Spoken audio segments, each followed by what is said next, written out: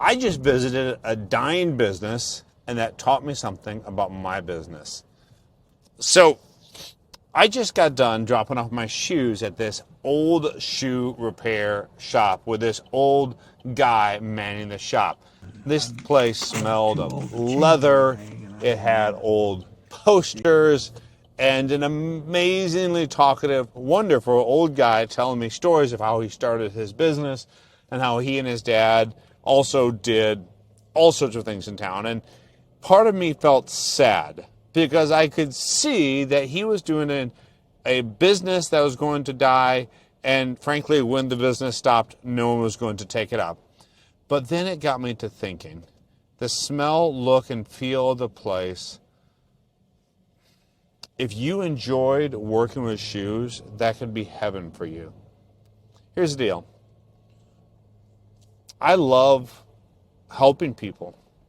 I love working on phones when the phone repairs work out. And part of me would be sad to have my business completely disappear when I'm gone or when I decide to stop doing this. But one thing that I've got to be careful to do is to make sure I don't spend so much time looking at the future, so much time hoping that someday I'll be able to sell the business or that the business will outlive me, all these dreams about the future. I need to make sure that I don't spend so much time looking at the future that I fail to make each day enjoyable.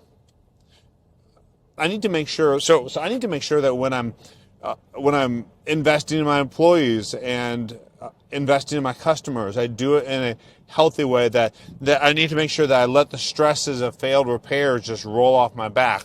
I need to make sure that I make the business and keep the business profitable today. Because if I just spend my time looking at the future, there will come a time, there will always be a time in a business where people walk into the shop and say, well, that's an old guy, that's an old business. Both are going away someday, and someday soon. But the question is not whether, well, okay, part of the question is whether you can sell your business. I think each of us should build our business and systems in such a way that they could viably be sold. But businesses have lifespans. Industries like phone repair didn't really exist when I was a kid. But you got to make sure you enjoy each day. Make time for your family.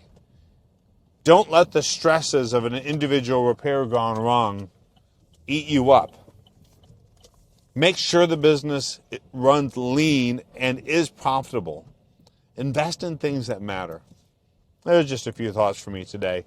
I hope it encourages someone. Stay busy. Stay intentional. Have a good one.